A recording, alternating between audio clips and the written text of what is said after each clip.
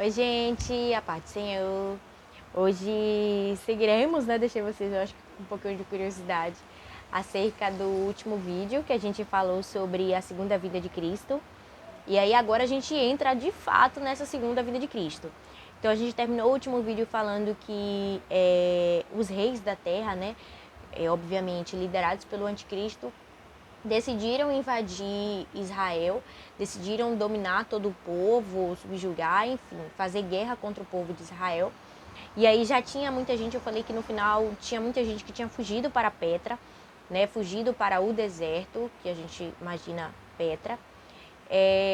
E várias dessas pessoas estavam lá no deserto. E aí a gente tem agora o retorno de fato, né, porque a gente tem uma preparação, uma congregação de reinos no Monte Megido, né, no Vale do Megido, para poder participar dessa batalha. E aí Jesus ele se apresenta, mas vamos lá, aos poucos.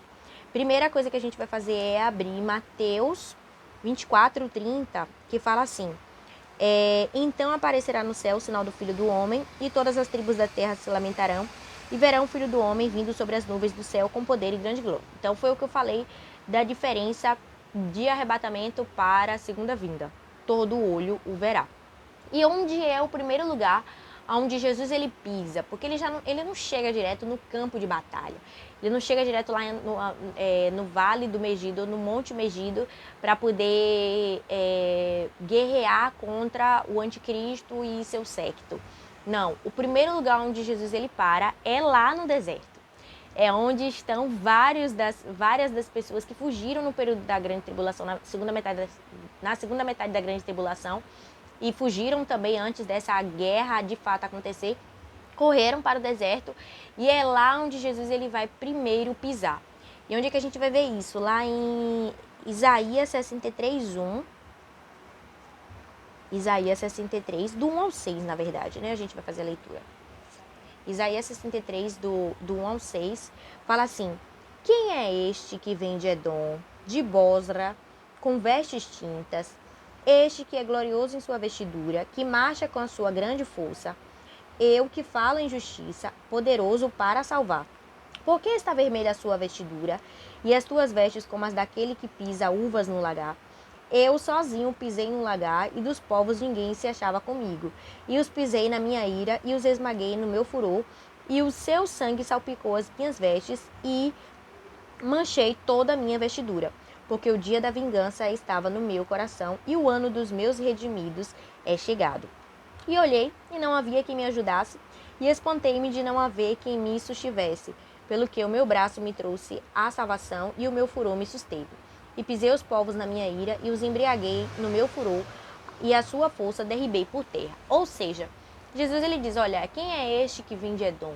Ele vem de lá, entendeu? De Edom, que é aquela região ali de Petra, aquela região de Bosra ali. Bosra é onde Petra está situada atualmente, é naquela região. E aí Jesus ele primeiro vai lá, e ele vai atrás de quem?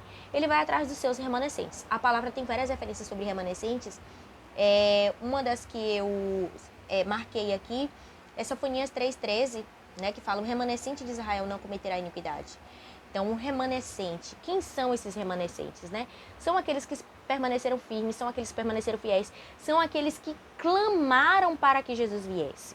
Lá em Zacarias 12:10, Zacarias 12:10 fala o seguinte: e sobre a casa de Davi e sobre os habitantes de Jerusalém derramarei o espírito de graça e de súplicas, e olharão para mim a quem transpassaram, e o prantearão como quem pranteia por um unigênito, e chorarão amargamente por ele, como se chora amargamente pelo primogênito. Então, o povo de Israel vai clamar mesmo, vai suplicar por aquele que um dia eles transpassaram.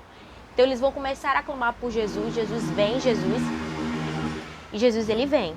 E lá em Oséias 6, né, uma passagem super conhecida, Oséias 6, do 1 até o 3, fala assim: vinde e tornemos para o Senhor, porque ele despedaçou e nos sarará. Fez a ferida e a ligará.